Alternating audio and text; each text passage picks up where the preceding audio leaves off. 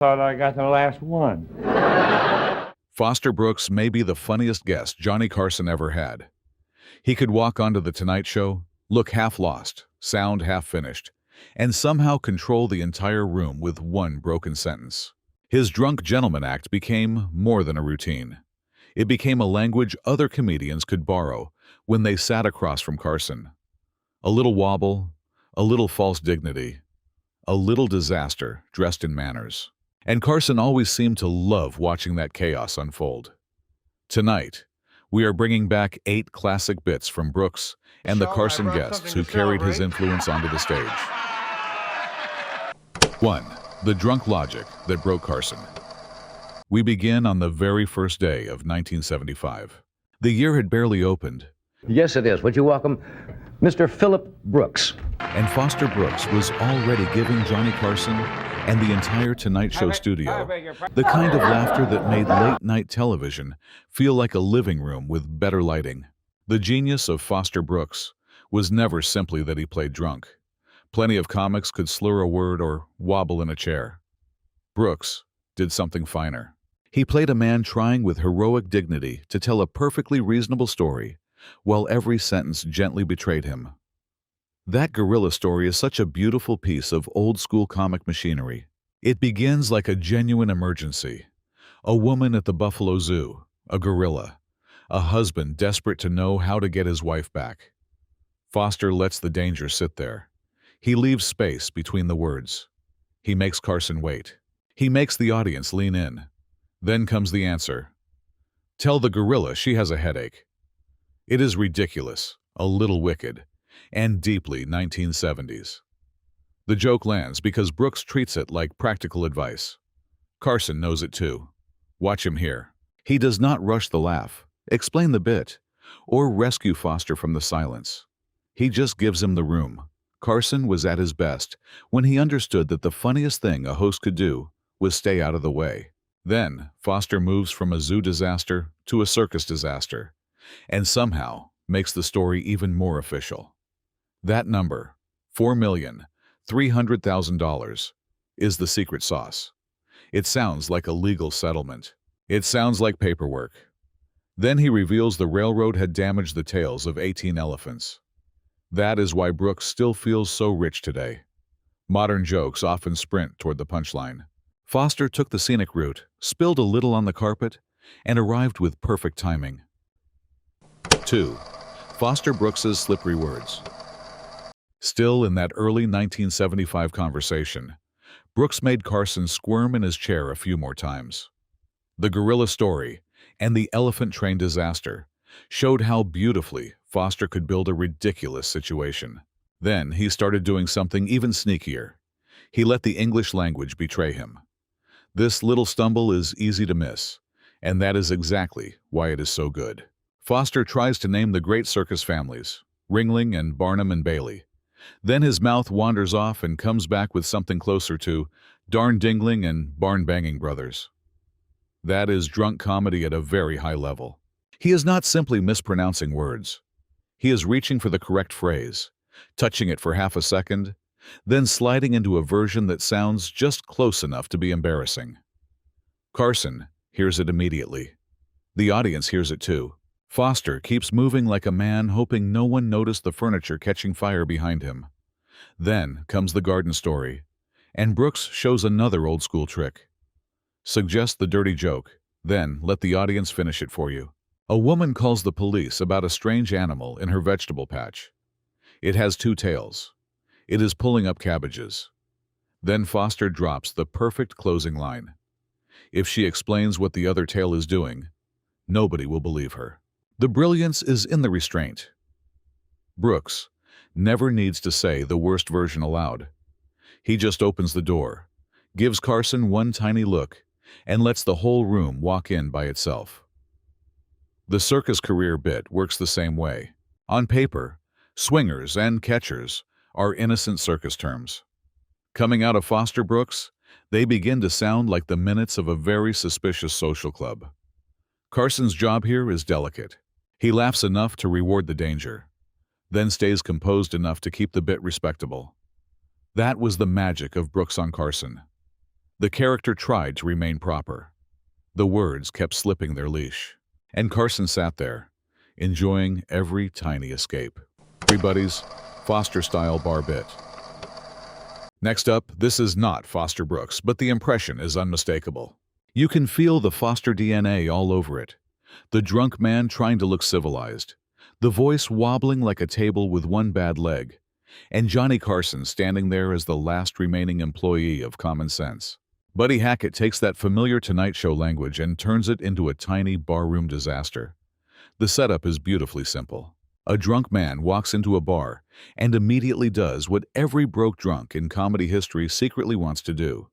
He acts rich. That is where the Foster Brooks influence is clearest. Buddy is not playing the drunk as a wild animal. He plays him as a gentleman whose body has filed a resignation letter. He comes in with confidence. He gives orders. He treats the bar like he owns the building, the liquor license, and possibly the block outside. That was Foster's great trick too.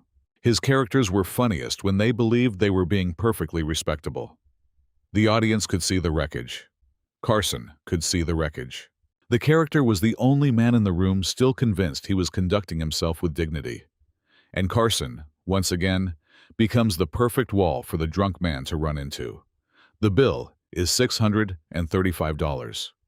Buddy has no money. Naturally, he gets thrown out. That should end the story. In the normal world, that is where a man goes home, rethinks his choices, perhaps writes a letter of apology to alcohol itself. Buddy simply comes back in and starts again. That is pure Foster-style logic. The drunk character suffers a consequence, then returns with the emotional memory of a goldfish. Carson's final line makes it even better. When this man drinks, he becomes very unpleasant. As if the real problem was his manners, rather than the fact that he just tried to buy the entire room a small lake of liquor with imaginary money. That is why this old Tonight Show comedy still works. It is silly, clean, physical, and perfectly built. Buddy borrowed the Foster Brooks engine, added a louder horn, and drove it straight through Carson's bar. 4. Albert Brooks goes full Foster. Would you welcome Albert Brooks? Albert Brooks gives us another strange cousin of the Foster Brooks universe. The suit is different, the rhythm is sharper, and the comedy has more mischief in its pockets. Yet the spirit feels oddly familiar. A man says something completely outrageous, then explains it with the confidence of a tax attorney. Albert does not walk into The Tonight Show as a lovable lush. He walks in as a comic troublemaker, and his first little trap is disguised as a gift. This is pure Albert Brooks. He brings out a fake cigarette, lets Carson get suspicious, then starts playing with every forbidden word network television used to sweat over. First, the room thinks one thing. Then, Albert raises the danger level and says it is heroin. Then he explains that this was all a clever trick to fool the censors. That is where the Foster Brooks connection sneaks in through the side door. Foster's drunk character would say something wildly wrong, then carry on like he had just made a perfectly normal dinner table comment. Albert uses the same engine. The absurd thing becomes funnier because he explains it so calmly. He is selling nonsense with paperwork attached. And Carson is beautiful here. He keeps asking questions like a responsible host who can already smell standards and practices, lighting a cigarette backstage. That gives Albert the perfect straight man to dance around. Now, the Foster shadow becomes much clearer. Albert tells the story of a drunk man at the Troubadour who mistakes a stranger for Dennis Hopper, then commits to the mistake with the confidence of a man who has lost the map and married the compass. That is Foster Brooks 101. The drunk person is funny because he overcompensates. He senses that something is off, so he becomes more certain, more friendly, more theatrical. He tries to prove he is in control, and every extra word proves the opposite. Albert's version is quicker, brainier, and more observational. Foster made drunken dignity wobble across the stage. Albert turns drunken certainty into a social crime scene. And Carson, as always, stands there as the last sober adult in America, kindly letting the nonsense identify itself. 5. Jonathan Winters' Foster-style madness. Would you welcome Jonathan Winters? Jonathan Winters takes the Foster Brooks idea and bends it into a stranger shape. Foster gave Carson the drunk gentleman, wobbly, polite, and determined to keep his dignity alive with both hands. Winters gives him something more cracked around the edges. People who sound ordinary for about 3 seconds, then quietly drive the whole conversation into a ditch. The connection is in the wound underneath the joke. With Foster, the laugh often came from a man trying to act sober. With Winters, it comes from people trying to act normal. That story has the same sad little sparkle that made Foster Brooks so effective. There is alcohol in the room. There is family in the room. There is a memory that feels funny because Winters turns it into a character, then lets that character wobble under its own weight. Foster's drunk persona always had a trace of loneliness inside the laugh. He was never just slurring words. He was protecting a version of himself that had already begun to slip away. Winters reaches a similar place from another road. His mother's story feels ridiculous, then oddly tender, then ridiculous again. That is a dangerous balance. Push it too hard, and it becomes mean. Play it too softly, and the joke disappears. Carson understands the temperature perfectly. He lets Winters sit in that uncomfortable little corner where laughter and sympathy share the same chair. Then Elwood P. Suggins arrives, and the Foster logic becomes much easier to see. Elwood talks like a man with full confidence in a world only he can understand. Cadillac, turkeys, a sick wife, a window. Every detail sounds like it came from a rural fairy tale written during a fever. That was also Foster's great comic trick. The character believes the story makes sense. The audience knows the floor has vanished. Carson knows the floor has vanished. The character keeps walking. With Winters, Carson is less a host than a safety rail. He laughs, listens, and gives these strange little people room to stumble into the light. And for a few minutes, all that damage, loneliness, and nonsense somehow becomes charming enough to applaud. 6. Foster Brooks, with one-liners. Ladies and gentlemen, Rodney Dangerfield. Rodney Dangerfield belongs to the same old Tonight Show family as Foster Brooks, even though his weapon of choice is completely different. Foster came in as the gentleman who had lost the fight with alcohol and was still trying to save his manners. Rodney came in as the man who had lost the fight with life and decided to turn every bruise into a punchline. With Foster, the comedy lived in the wobble. With Rodney, it lived in the impact. That parachute joke is almost cruel in how efficient it is. There is barely any setup. Rodney says his wife bought him a parachute that opens when he hits the ground, and in one sentence, the whole marriage becomes a crime scene with gift wrapping. This is where the Foster-Brooks connection appears. Foster often made disaster sound polite. He could describe a ridiculous situation as if he were simply trying to get through a difficult social evening. Rodney does the same thing from another angle. He treats personal misery as routine. A wife buying a lethal parachute should feel horrifying. In Rodney's hands, it becomes another Tuesday. Carson understands the rhythm. He does not step on the line. He lets the audience absorb the hit, then gives Rodney room to reload.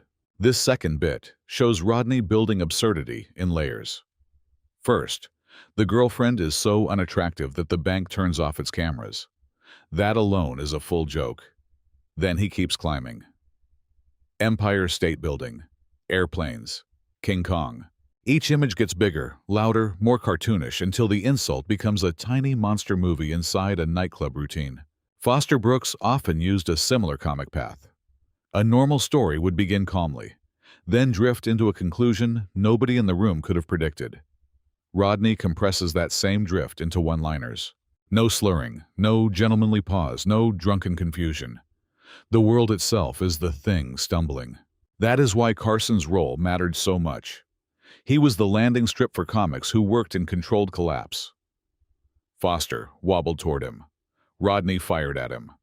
Carson stayed steady enough to make both men funnier. Rodney's pain had polish. Foster's confusion had charm. And on Carson's stage, both became proof that old-school comedy could take humiliation, bad luck, marriage, loneliness, and even a little cruelty, then somehow send it out laughing in a suit. 7. Foster Brooks, but preaching. Thoughts to share. Would you welcome the Reverend Raleigh D. Tucker? What happens when Foster Brooks's drunk gentleman stops leaning on a bar, walks into a church, and starts calling himself a reverend? That is the strange little miracle Tim Conway gives Carson here. Reverend Raleigh D. Tucker looks respectable enough. He has the voice, the posture, the rhythm of a man about to offer guidance. Then the guidance arrives, and it sounds suspiciously like happy hour with a hymn book. This is the Foster Brooks spirit dressed for Sunday service. Foster made drunkenness sound polite. Conway makes it sound spiritually recommended. The joke works because Reverend Tucker never treats drinking like bad behavior. He treats it like a public service. Life is hard, people are tired, reality has become unpleasant, and his solution is beautifully terrible. Go down to the local bar and let the liquor do what prayer apparently could not finish. Carson knows exactly what Conway is doing. He does not overreact. He lets the fake reverend preach himself deeper into trouble. Now the bit becomes a full philosophy. Tucker talks about marriage, work, boredom, disgust, and the general daily punishment of being alive. Then he offers alcohol as a pair of magic glasses. Drink enough and the wife looks better. Drink enough and the job hurts less. Drink enough and the world finally has the decency to blur. That is extremely close to Foster Brooks. Foster's characters often survived embarrassment by pretending the room was still civilized. Conway's reverend survives reality by recommending everyone distort it together. It is a terrible sermon, delivered with outstanding confidence. The Ed McMahon story is where Conway gets wonderfully nasty. He takes Carson's own sidekick, gives him one little alcohol-filled candy, then turns his life into a Skid Row tragedy. It is fake moral warning, friendly betrayal, and late-night family roasting all at once. Carson's laughter matters because Ed belongs to the room. Conway is not attacking some stranger. He is throwing a pie at the Tonight Show dinner table. That is why this bit connects so neatly to Foster Brooks. Both men understood that drunken comedy gets funnier when the character believes he is being helpful. Foster offered slurred dignity. Conway offers sacred bad advice. Carson, wisely, just sits back and lets the sermon stagger. 8. Albert Brooks's anxious Foster logic. Finally, we return to Albert Brooks, because his comedy connects to Foster Brooks more than you might think. Foster made a whole room laugh by playing a man whose body had clearly lost control, while his manners kept filing appeals. Albert works from the neck up. His characters lose control through language, anxiety, and overthinking, then try to explain the mess with total confidence. That is where the family resemblance begins. This birthday cake bit is Albert Brooks turning a joke into a crime scene investigation. He starts with a strange little word mix-up. Then, instead of running past it, he stops the entire conversation and starts diagramming the wreckage.